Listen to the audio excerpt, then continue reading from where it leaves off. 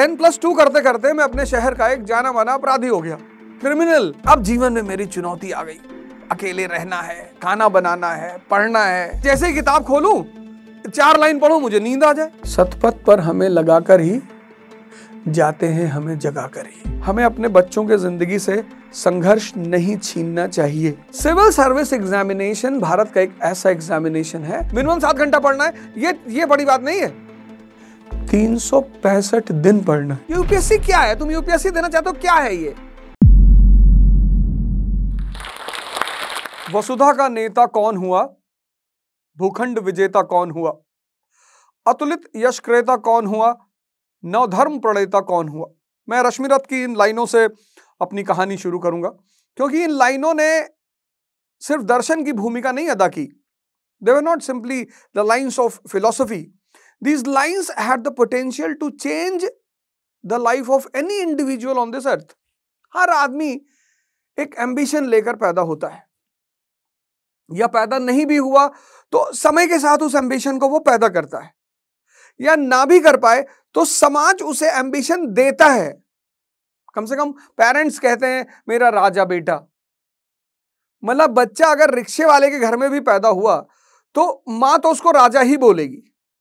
यानी हर फैमिली में या तो एम्बिशन आपको नेचुरल मिला है, या आपको समाज ने दिया है, या आप अपने घर से ही इंस्पायर्ड हैं।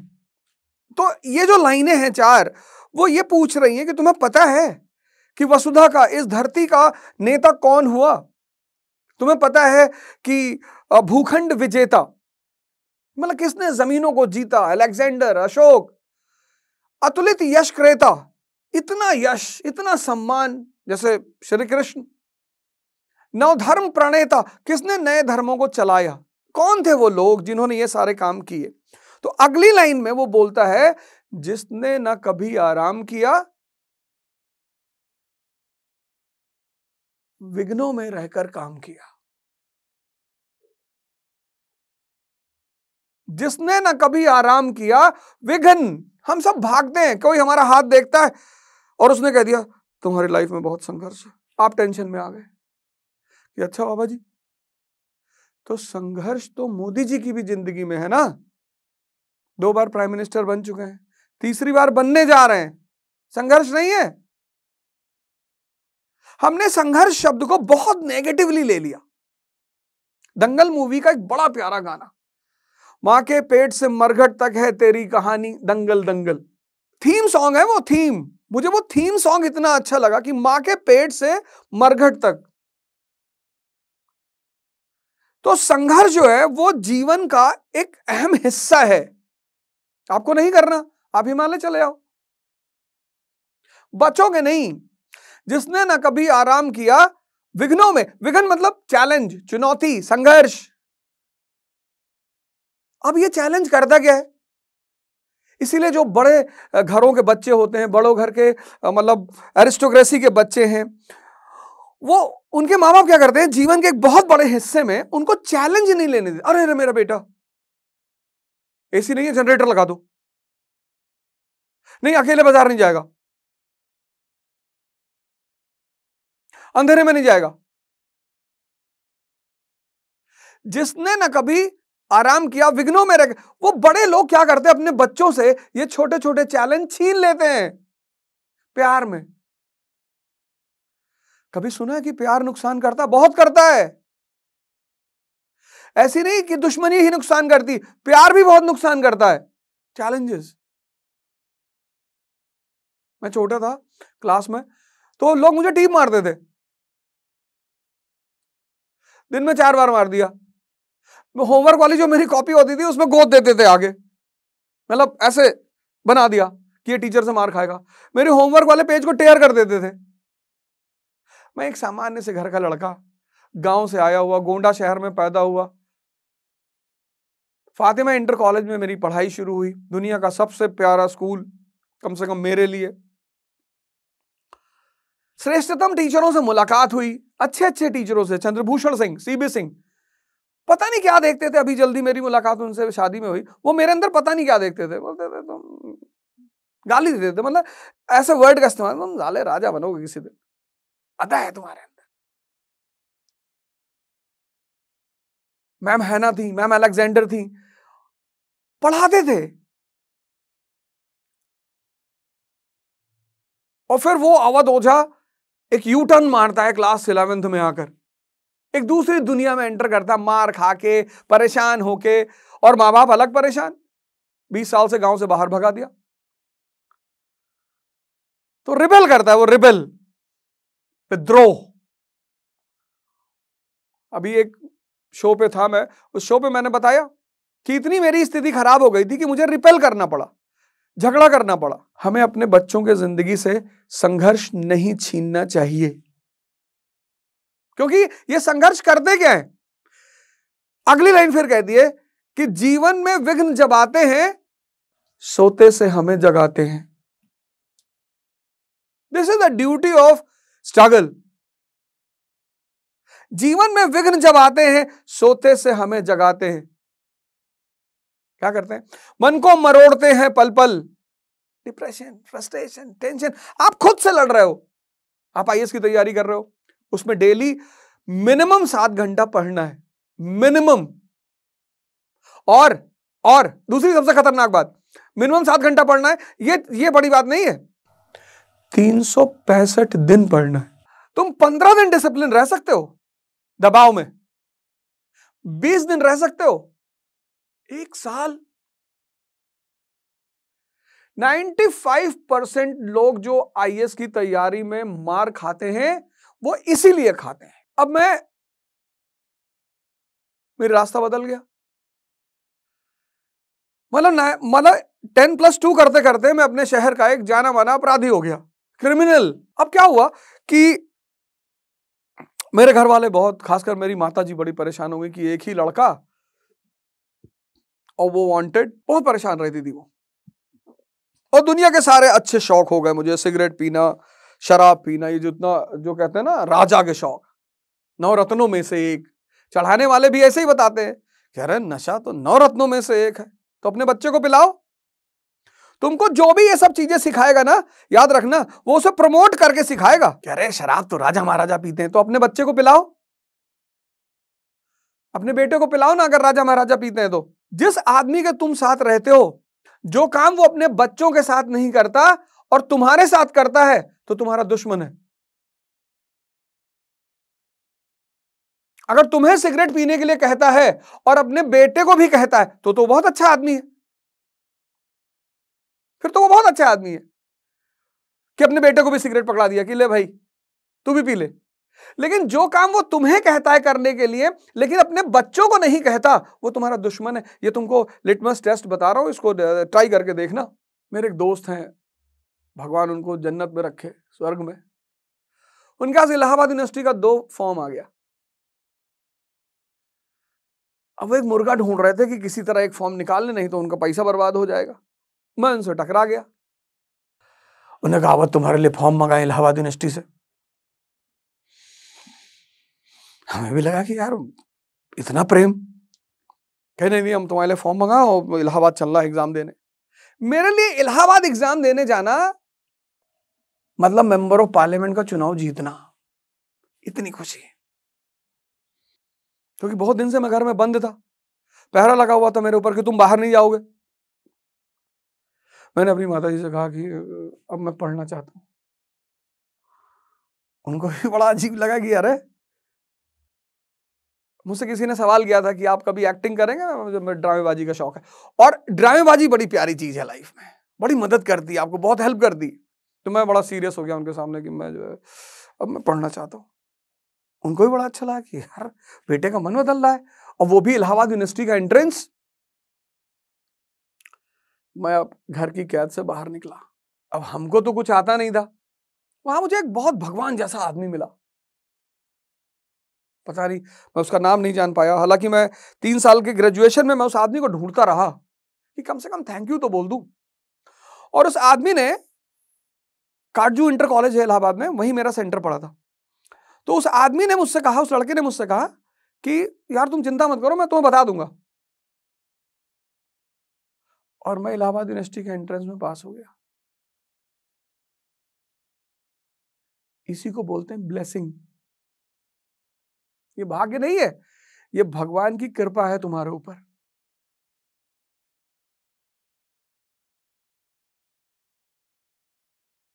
तो कहानी कहां से शुरू होती कि जीवन में विघ्न जब आते हैं, सोते से हमें जगाते हैं, मन को मरोड़ते हैं पल पल, तन को झंझोरते हैं पल पल।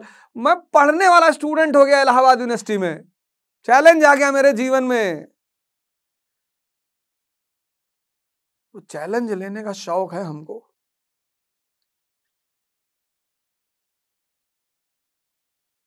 हमको बड़े उल्टे सीधे शौक है, उसमें से एक शौक है चैलेंज लेना। हार जाए तो कोई फर्क नहीं, इस जीवन में हार जैसी कोई चीज होती ही नहीं। आप कभी मोदी जी से मिले तो उनसे पूछिएगा, कभी मुकेश अंबानी से मिले तो उनसे पूछिएगा, कभी बराक ओबामा से मिले तो उनसे पूछिएगा, इस जीवन में हार जैसी कोई चीज होती ही नहीं। यह शब्द शाही वर्ग ने पैदा किया था मिडिल क्लास को डिप्रेस करने के लिए। कुछ शब्द हैं जो शाही वर्ग ने पैदा किया है। अब जीवन में मेरी चुनौती आ गई, अकेले रहना है, खाना बनाना है, पढ़ना है, और मैं जैसे ही किताब खोलूं 4 लाइन पढ़ूं मुझे नींद आ जाए। तब मेरे टीचर ने मुझसे कहा, इलाहाबाद में 2 लोग मुझे बहुत शानदार मिले। एक मिस्टर एम्पैथी। हम जब इलाहाबाद पहुंचे ग्रेजुएशन करने, तो माता जी ने कहा कि जब तक एडमिशन नहीं होता तब तक तुम मेडिकल की कोचिंग कर लो। अरे मैंने कहा हम कहां डॉक्टर बनने जा रहे हैं, बोली नहीं कर लो।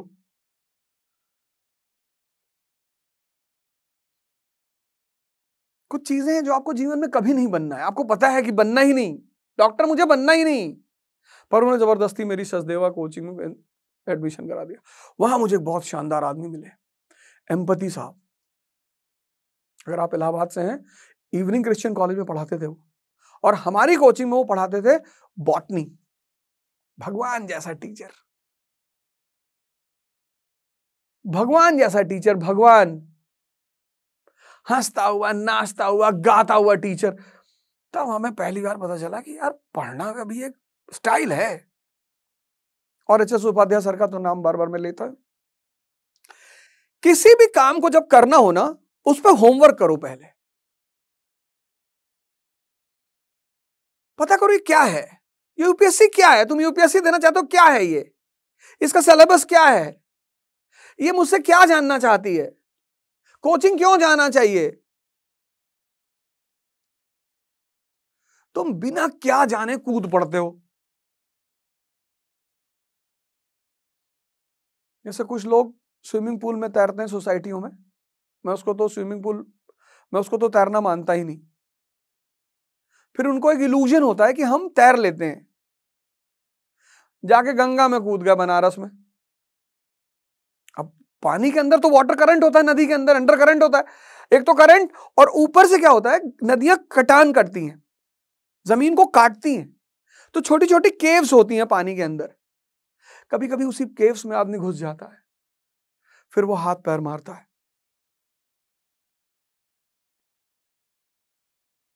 और ज्यादातर लोग हाथ पैर मार के मर जाते हैं। किसी चीज को करना चाहते हो, उस पर होमवर्क करो, R&D करो, टाइम दो उसको। सिविल सर्विस एग्जामिनेशन भारत का एक ऐसा एग्जामिनेशन है जिसको एक ऐसा वर्ग चाहिए, एक ऐसा क्लास चाहिए जिसको प्रैक्टिकल यूटिलिटी ऑफ सब्जेक्ट्स पता हो, थ्योरेटिकल नहीं, प्रैक्टिकल। 1950 की इंडियन इकोनॉमी, 1991 की इंडियन इकोनॉमी, और 2040 की, हम कहां थे, हम कहां पहुंचे, कहां जाना चाहते हैं, ये उसकी डिमांड है। लेकिन ये चीज समझने के लिए जो थियोरेटिकल पार्ट ऑफ इकोनॉमी है वो तो समझना पड़ेगा। Studying is different, preparation is different. Studying का मतलब आपने नेशनल इनकम चैप्टर को तैयार किया, दैट इज स्टडीइंग।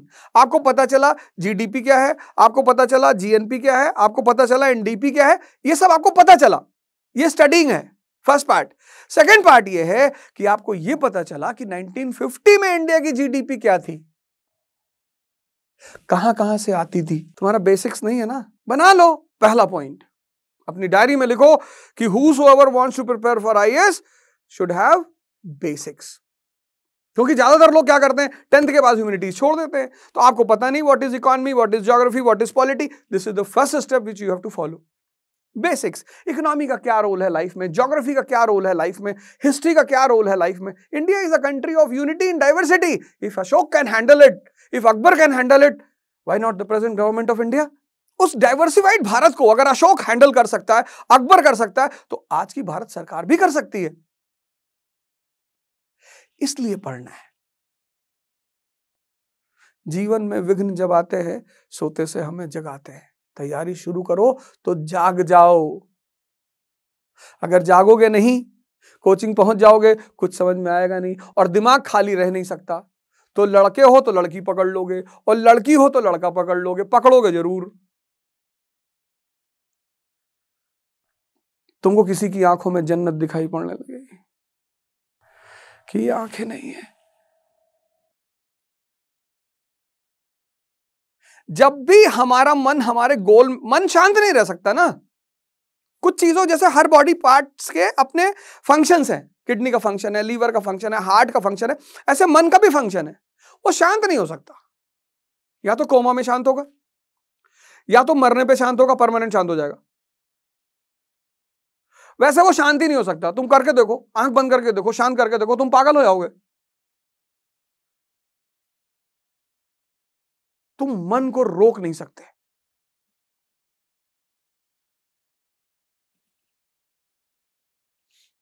हालांकि एक तरीका है रोकने का, सांस, पर वो दूसरा मुद्दा, बाद में बात करेंगे। पहला काम करो, चुनौती को एक्सेप्ट करो, क्योंकि चुनौतियां क्या करती है, तुम्हें जगाने के लिए आती है। जीवन में विघ्न जब आते हैं, सोते से हमें जगाते हैं, मन को मरोड़ते हैं पल पल। घूम रहे हो तुम राजेंद्र नगर में कि नाटो क्या है भैया, तो 12th की एनसीईआरटी पढ़ लो, contemporary world history, first world war से बताया है। तो पहला बेसिक्स तैयार करो, टाइम दो उसको। उसमें 5 से 6 महीने लगते हैं, उसको टाइम दो। IAS is a preparation of 2 years। मन को झंझोड़ते हैं पल पल, तन को, मन को मरोड़ते हैं पल पल, तन को झंझोड़ते। नींद नहीं आएगी तुम्हें।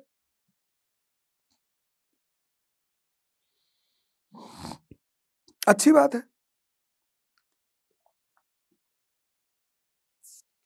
अब तुम अगर ये सब चीजें खुद से नहीं कर पा रहे हो और एक अच्छी गाइडेंस चाहते हो, किसी कोचिंग को पकड़ लो। कोचिंग सारी अच्छी होती है इस दुनिया में, सारे टीचर अच्छे होते हैं, सारी कोचिंग अच्छी होती है। तुम किससे क्या ले सकते हो ये तुम पे डिपेंड करता है।